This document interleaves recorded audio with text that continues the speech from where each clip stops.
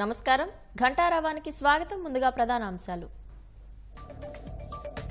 మదనపల్లి అగ్ని ప్రమాదంపై ఉన్నతాధికారులతో చంద్రబాబు సమీక్ష సీసీ ఫుటేజ్ సహా సమస్త వివరాలు బయటకు తీయాలని ఆదేశం ఉద్దేశపూర్వకంగానే భూముల దస్త్రాలు తగలబెట్టారనే ఆరోపణలు వెంటనే ఘటనా స్థలానికి హెలికాప్టర్లో వెళ్లాలని డీజీపీకి సీఎం ఆదేశం విభజనతో రాష్ట్రం అల్లకల్లోలంగా మారిందన్న గవర్నర్ సంక్షోభాన్ని అధిగమించేందుకు చంద్రబాబు ప్రయత్నించారని కితాబు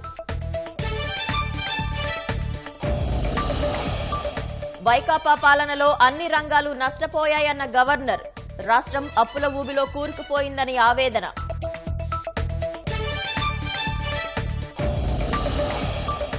సభాపతి అయ్యన్న అధ్యక్షతన బీఏసీ భేటీ సమావేశానికి వైకాపా గైర్హాజరు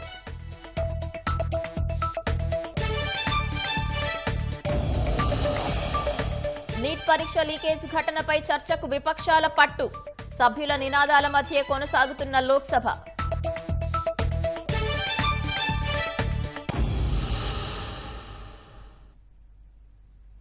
అన్నమయ్య జిల్లా మదనపల్లె సబ్ కలెక్టర్ కార్యాలయంలో అర్ధరాత్రి జరిగిన అగ్ని ప్రమాదం అనేక అనుమానాలకు తావిస్తోంది. ఈ ఘటనలో రెవెన్యూ రికార్డులు, కంప్యూటర్లు అగ్నికి ఆహుతయ్యాయి. విద్యుత్ షార్ట్ సర్క్యూట్ వల్ల ప్రమాదం జరిగిందా, వేరే కారణమేదైనా ఉందా అనే కోణంలో పోలీసులు విచారణ చేపట్టారు. ఈ ఘటనపై ముఖ్యమంత్రి చంద్రబాబు ఆగ్రహం వ్యక్తం చేశారు. అత్యవసర విచారణకు ఆదేశించారు. అసైన్డ్ భూముల దస్త్రాలు దగ్ధం చేశారన్న ఆరోపణ వేళ సాక్ష్యాల చెరిపివేత కోణంలోనూ లోతుగా దర్యాప్తు జరపాలని సీఎం ఆదేశించారు.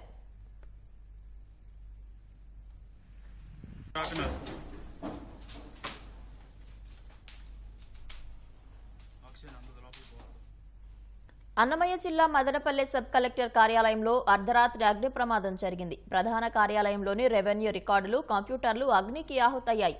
విద్యుత్ షార్ట్ సర్క్యూట్ వల్ల ప్రమాదం జరిగిందా, వేరే కారణం ఏదైనా ఉందా అనే కోణంలో పోలీసులు దర్యాప్తు చేపట్టారు. ఘటనా స్థలానికి అగ్నిమాపక సిబ్బంది చేరుకుని మంటలను అదుపులోకి తెచ్చారు. అప్పటికే కార్యాలయంలోని విలువైన వస్తువులు పూర్తిగా కాలి బూడిదయ్యాయి. అగ్ని ప్రమాదంలో అసైన్డ్ భూముల దస్త్రాలు దగ్ధమైనట్లు ప్రాథమిక సమాచారం. నూతన సబ్ కలెక్టర్ బాధ్యతలు చేపట్టడానికి కొన్ని గంటల ముందే ఈ ఘటన చోటు చేసుకోవడంపై అనుమానాలు వ్యక్తమవుతున్నాయి. ఈ నేపథ్యంలో అగ్ని ప్రమాదమా, కుట్రపూరితమా అనే అంశంపై విచారణకు సీఎం ఆదేశించారు. ఈ ఘటనలో ఉద్దేశపూర్వకంగానే భూముల దస్త్రాలు తగలబెట్టారని ఆరోపణలు వస్తున్నాయి. మదనపల్లె సబ్ కలెక్టరేట్లో అగ్ని ప్రమాదంపై సీఎం చంద్రబాబు ఆగ్రహం వ్యక్తం చేశారు. ఘటనపై అత్యవసర విచారణకు ఆదేశించారు. అగ్ని ప్రమాదంపై సీఎం చంద్రబాబు అసెంబ్లీలోని తన ఛాంబర్లో ఉన్నతాధికారులతో సమీక్ష నిర్వహించారు. ఈ సమావేశానికి CS Nirab Kumar Prasad, intelligence chief Mahesh Chandra Ladha హాజరయ్యారు. వెంటనే ఘటనా స్థలానికి హెలికాప్టర్లో వెళ్లాలని డీజీపీ ద్వారకా తిరుమలరావుకు ఆదేశాలు జారీ చేశారు.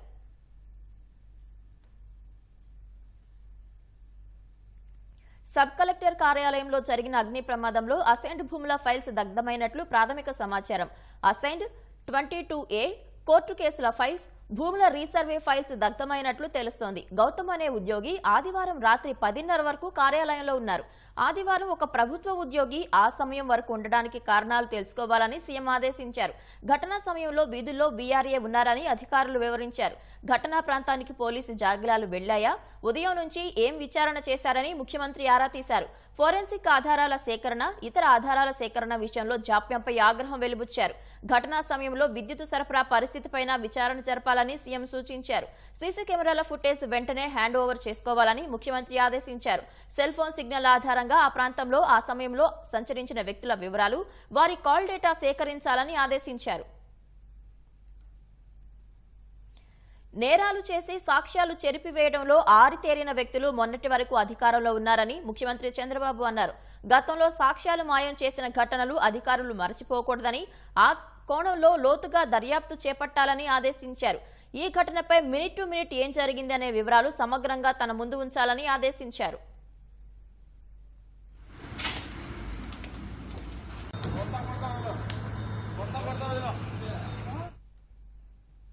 ఇక ఇదే ఘటనపై మరింత సమాచారం మా ప్రతినిధి నారాయణప్పని అడిగి తెలుసుకుందాం. నారాయణప్ప, విచారణపై పూర్తి వివరాలు చెప్పండి. పవిత్ర మదనపల్లి సబ్ కలెక్టర్ కార్యాలయంలో నిన్న రాత్రి చోటు చేసుకున్న అగ్ని ప్రమాదంపై ముఖ్యమంత్రి సీరియస్ కావడంతో విచారణ విస్తృతం చేశారని చెప్పాలి.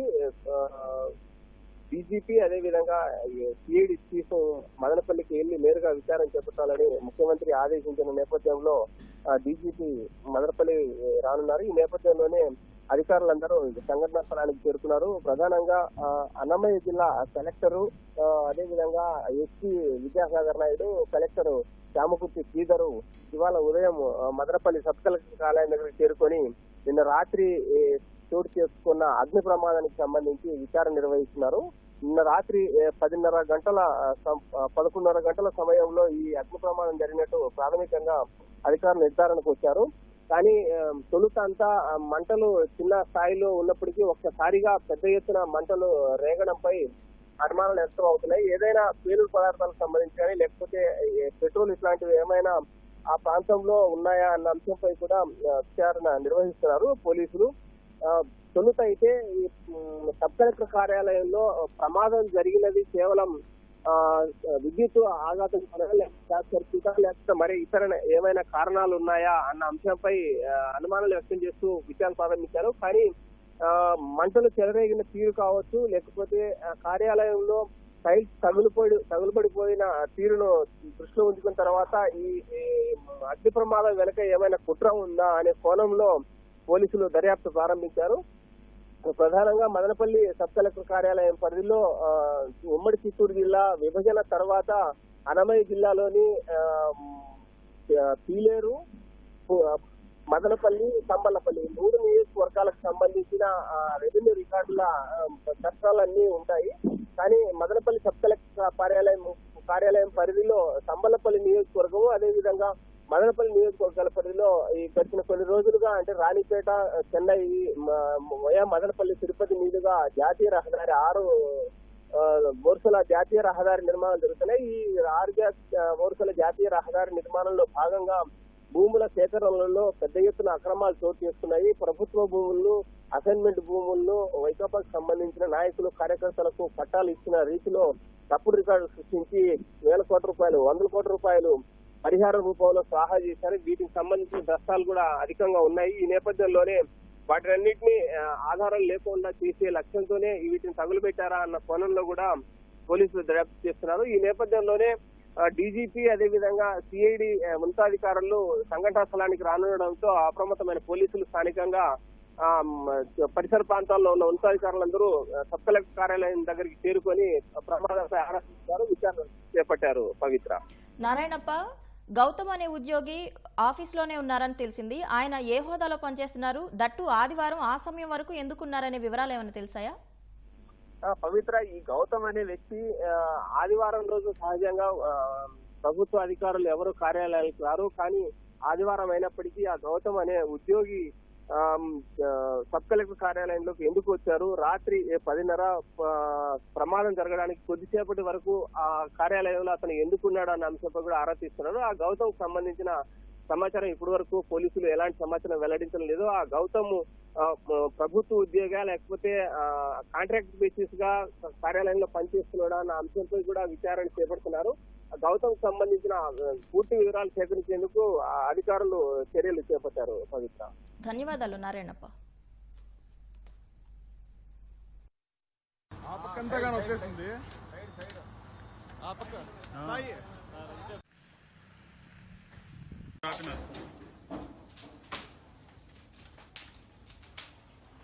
అక్షయ్ అందుకు లోపలికి పోవాలి.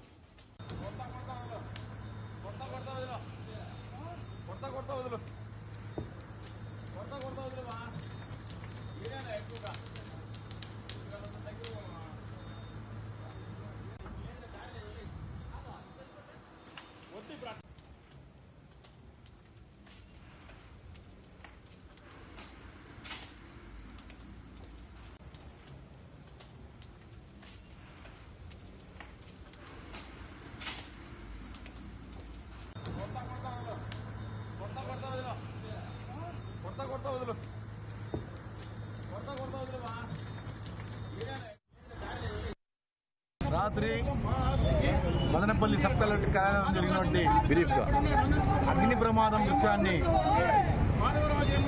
ఇది ఎంత వాదులు నిజమనేది దర్యాప్తు అధికారులు తేల్చాలి.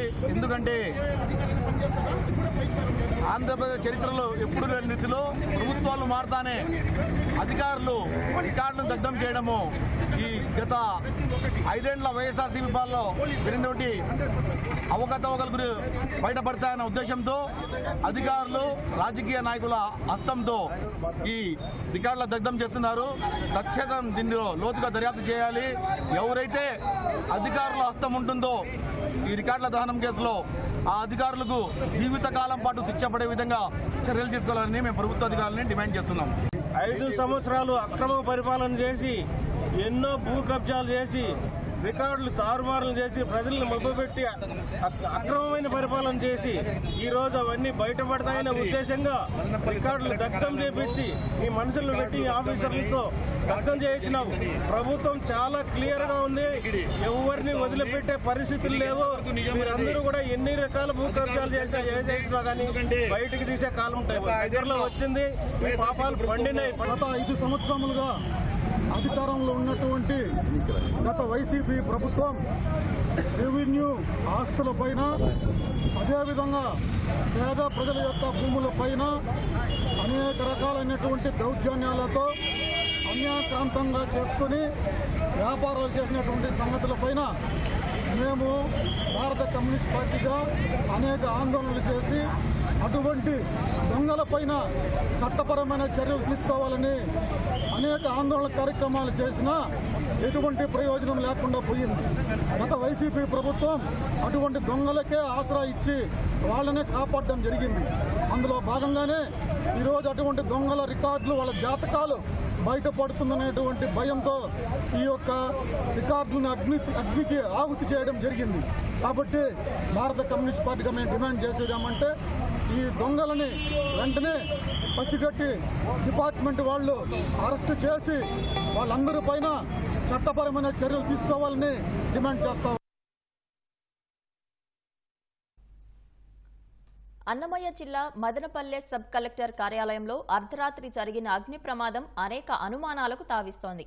ఈ ఘటనలో రెవెన్యూ రికార్డులు, కంప్యూటర్లు అగ్నికి ఆహుతయ్యాయి. విద్యుత్ షార్ట్ సర్క్యూట్ వల్ల ప్రమాదం జరిగిందా, వేరే కారణమేదైనా ఉందా అనే కోణంలో పోలీసులు విచారణ చేపట్టారు. ఈ ఘటనపై ముఖ్యమంత్రి చంద్రబాబు ఆగ్రహం వ్యక్తం చేశారు. అత్యవసర విచారణకు ఆదేశించారు. అసైన్డ్ భూముల దస్త్రాలు దగ్ధం చేశారన్న ఆరోపణల వేళ సాక్ష్యాల చెరిపివేత కోణంలోనూ లోతుగా దర్యాప్తు జరపాలని సీఎం ఆదేశించారు.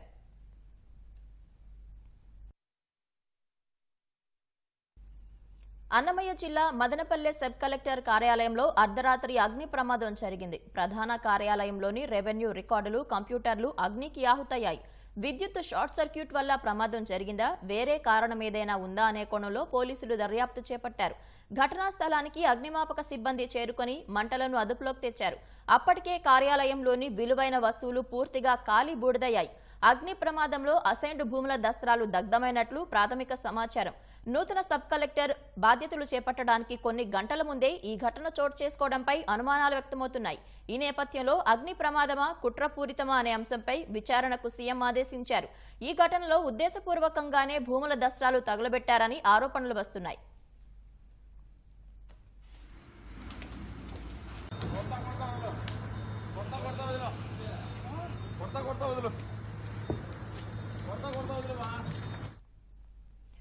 మదనపల్లె సబ్ కలెక్టరేట్లో అగ్ని ప్రమాదంపై సీఎం చంద్రబాబు ఆగ్రహం వ్యక్తం చేశారు. ఘటనపై అత్యవసర విచారణకు ఆదేశించారు. అగ్ని ప్రమాదంపై సీఎం చంద్రబాబు అసెంబ్లీలోని తన ఛాంబర్లో ఉన్నతాధికారులతో సమీక్ష నిర్వహించారు. ఈ సమావేశానికి CS Nirab Kumar Prasad, intelligence chief Mahesh Chandra Ladha హాజరయ్యారు. వెంటనే ఘటనా స్థలికి హెలికాప్టర్లో వెళ్లాలని డీజీపీ ద్వారకా తిరుమలరావుకు ఆదేశాలు జారీ చేశారు.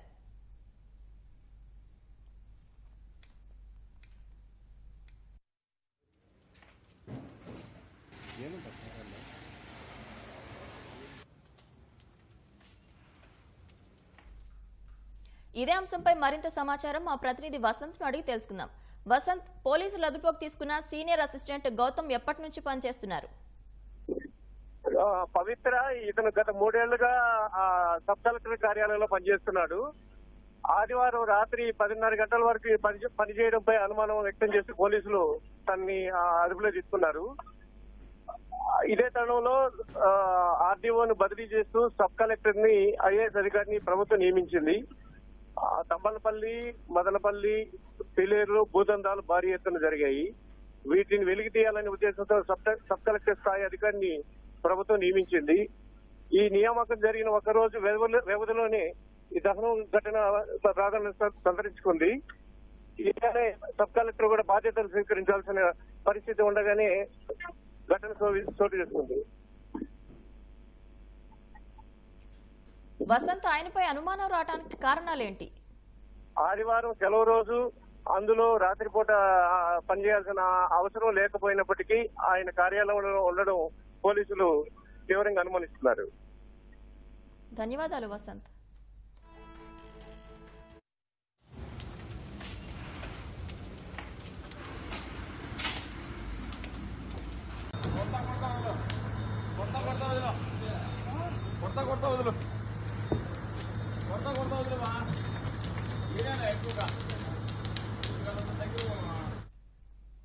విజనరీ లీడర్ చంద్రబాబు నాయకత్వంలో రాష్ట్ర సర్వతోముఖాభివృద్ధికి ప్రభుత్వం కట్టుబడి ఉందని గవర్నర్ అబ్దుల్ నజీర్ అన్నారు. ఉభయ సభలను ఉద్దేశించి ఆయన ప్రసంగించారు. రాష్ట్ర విభజనతో నవ్యాంధ్రకు నష్టం వాటిల్లిందని, అలాంటి స్థితిలో అన్ని రంగాల అభివృద్ధికి చంద్రబాబు తీవ్రంగా కృషి చేశారని గుర్తు చేశారు. 2014 నుంచి 2019 వరకు రాష్ట్రానికి పెట్టుబడుల వరద కొనసాగిందన్నారు. రాజధాని నిర్మాణానికి అపూర్వ కృషి సాగిందని, 2019లో వైసీపీ అధికారంలోకి వచ్చాక అన్ని రంగాలు దెబ్బతిన్నాయని గవర్నర్ పేర్కొన్నారు. పెట్టుబడిదారులు వెనక్కి వెళ్లారని, రాష్ట్రం అప్పుల ఊబిలో కూరుకుపోయిందని ఆవేదన వెలుబుచ్చారు. పోలవరం సహా సాగునీటి ప్రాజెక్టుల నిర్మాణంతో సాగును బాగు చేశారని అన్నారు. 2024లో మళ్లీ సీఎం అయ్యాక విభజన సమస్యల పరిష్కారానికి తన వంతు ప్రయత్నాలు మొదలుపెట్టారని చెప్పారు. I would like to take this opportunity to commend the Andhra people's active participation in the electoral process. Their inspiration for change has been unambiguous. Now the responsibility of fulfilling their aspirations lies with all of you. In June 2014, the people of Andhra Pradesh were forced to undergo another reorganization of their state, the most damaging experience of all. The united Andhra Pradesh was bifurcated unscientifically, undemocratically, and without adequate consultation with the stakeholders. This has left an indelible mark on the minds of the people of the residual state of Andhra Pradesh. The turbulence caused due to multiple state reorganizations and the resultant disruptions have deprived Andhra people of a sustained long-period development and progress. The Andhra Pradesh Reorganization Act 2014 does not compensate enough the residual Andhra Pradesh for the loss of prosperity and development opportunities. The state bifurcation has imposed an unprecedented strain on the economy of the state. There are patent inconsistencies in distribution of assets and liabilities. The government converted every crisis into an opportunity during the period 2014 to 19. The government had laid a solid foundation for vibrant sunrise Andhra Pradesh during the 5-year period of 2014 to 19 gives a clear picture of the balancing act between development and welfare. Completion of prestigious Pattasima project by linking of rivers Godavari and Krishna in a record time of 1 year. Completion of 72% of Polavaram project 2014 to 19 were possible because of the visionary leadership of Sri Nara Chandrababu Naidu. The state attracted marquee FDIs like Kia Motors, emerging as #1 state continuously in ease of doing business rankings. The development of infrastructure was balanced with welfare measures such as increase in old age pension, farm loan waiver, scholarships to students, construction of houses, etc. These development and welfare measures led to compound annual growth of 13.5% between 2014 to 19. Period 2019 to 24 have been more severe compared to the state reorganization in June 2014. During this regime, democracy was at peril. People were in a state of fear and hardly enjoyed any freedom of living. The regime revenge politics had severely hampered the state's prospects for prosperity and growth.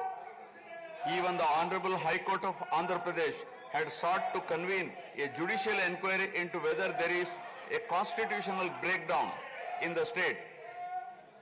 The biggest damage was done to the brand AP. No noteworthy companies came forward to invest in the state.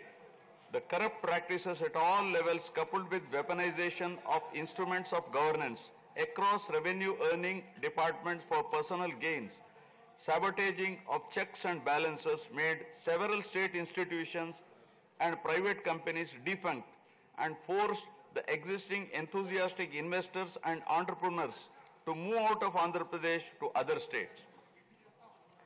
The uncertain environment which rocked the confidence of the people in general and investors in particular started showing impact on the state finances, leaving them in a mess. Fiscal prudence was abandoned. Expenditure was beyond means in spite of limited revenue growth, and debt and liabilities rose sharply. Financial management is manifested by diversion of funds, higher taxation despite high inflation, increase in power sector liabilities, neglect of capital expenditure, which eventually resulted in slowing down of the economy. In view of the inordinate delay in clearance of the bills due to strained financial position of the state, many vendors and contractors have approached the High Court of Andhra Pradesh for relief and filed cases against the government. About 25,000 cases have been filed for bill payments, which is unprecedented. The sheer number of contempt cases with personal appearances and arrest warrants against officials in several cases resulted in systematic humiliation and victimization of bureaucracy. This led to complete demoralization of administrative machinery. The capital expenditure reduced by 60% in 2019-24 compared to 2014-19. Lower share of capital expenditure to public debt occurred during the period 2019 to 24 is a clear indicator that the government met revenue expenditure also through borrowed funds. అసెంబ్లీలో సభా సమావేశం ప్రారంభం కాగానే YCP ఎమ్మెల్యేలు ఎమ్మెల్సీలు నిరసనకు దిగారు. ఉభయ సభలను ఉద్దేశించి గవర్నర్ జస్టిస్ అబ్దుల్ నజీర్ ప్రసంగిస్తుండగా అంతరాయం కలిగించారు. మాటిమాటికి గవర్నర్ ప్రసంగానికి అడ్డు తగిలారు. రాష్ట్రంలో శాంతి భద్రతలు క్షీణించాయంటూ నిరసన తెలిపారు. సేవ్ డెమోక్రసీ అంటూ ప్రభుత్వానికి వ్యతిరేకంగా నినాదాలు చేస్తూ గందరగోళం సృష్టించారు. అనంతరం శాసనసభ నుంచి జగన్ సహా వైసీపీ సభ్యులంతా వాకౌట్ చేశారు. Solid foundation for vibrant sunrise Andhra Pradesh. The then government focused on the inherent strengths of the successor state of Andhra Pradesh, its 974-kilometer coastline, providing opportunities for port-led development and requisite environment for manufacturing activities. The fertile river plains supporting agriculture and allied activities, the passing of 3 industrial corridors through the state, the rich natural and human resources. A reflection on the state's performance during the 5-year period of 2014 to 19 gives a clear picture of the balancing act between development and welfare. Completion of prestigious Pattasima project by link. అంతకుముందు assembly సమావేశాలకు YCP ఎమ్మెల్యేలు ఎమ్మెల్సీలు నల్ల కండువాలు ధరించి హాజరయ్యారు. నల్ల కండువాలు నల్ల బ్యాడ్జీలు ధరించడంపై పోలీసులు అభ్యంతరం తెలిపారు. లోపలికి అనుమతి లేదంటూ అడ్డుకోవడంపై పులివెందుల ఎమ్మెల్యే జగన్ పోలీసులపై తీవ్ర ఆగ్రహం వ్యక్తం చేశారు. ప్లకార్డులు ప్రదర్శించొద్దని చెప్పడంపై వైసీపీ సభ్యులు మండిపడ్డారు. పేపర్లు గుంజుకొని చించే అధికారం పోలీసులకు ఎవరిచ్చారంటూ ప్రశ్నించారు. రాష్ట్రంలో అరాచక పాలన సాగుతోందని, పోలీసులు ఓవర్ యాక్షన్ చేస్తున్నారని ధ్వజమెత్తారు. పోలీసులపై వేలు చూపుతూ జగన్ వారిని హెచ్చరించారు. ఈ క్రమంలో వైసీపీ ఎమ్మెల్యేలు, పోలీసుల మధ్య తీవ్ర వాగ్వాదం జరగడంతో కాసేపు ఉద్రిక్తత నెలకొంది. దగ్గర నుంచి ఎమ్మెల్సీ దగ్గర నుంచి ఇలా పేపర్లు గుంజుకొని లాక్కొని మీ ఇష్టం వచ్చినట్టుగా చింపే కార్యక్రమం చేసే అధికారం ఎవరిచ్చారు? మధుసూదన్ రావు, గుర్తుపెట్టుకో, ఎల్లకాలం ఇదే మాదిరిగా ఉండదు. ప్రజాస్వామ్యంలో ఉన్నాం మనం. మీ టోపీ మీద ఉన్న సింహాలకు అర్థం ఏమిటో తెలుసా? అధికారంలో ఉన్న వాళ్ళకు సెల్యూట్ కొట్టడం కాదు, ప్రజాస్వామ్యాన్ని కాపాడడం కోసం మీరున్నారు. గుర్తుపెట్టుకోండి. అసెంబ్లీ నిర్వహణ చర్చ చేపట్టాల్సిన అంశాలపై బీఎస్సీ సమావేశంలో చర్చించారు. సభలో శ్వేతపత్రాలు విడుదల చేసే అంశాన్ని అధికార పక్షం ప్రతిపాదించింది. స్పీకర్ అయ్యన్న పాత్రుడు అధ్యక్షతన జరిగిన సమావేశానికి సీఎం చంద్రబాబు, మంత్రులు పయ్యావుల కేశవ్, నాదెండ్ల మనోహర్, బీజేపీ ఎమ్మెల్యే విష్ణుకుమార్ రాజు హాజరయ్యారు. బీఎస్సీ సమావేశానికి వైకాపా గైర్హాజరైంది.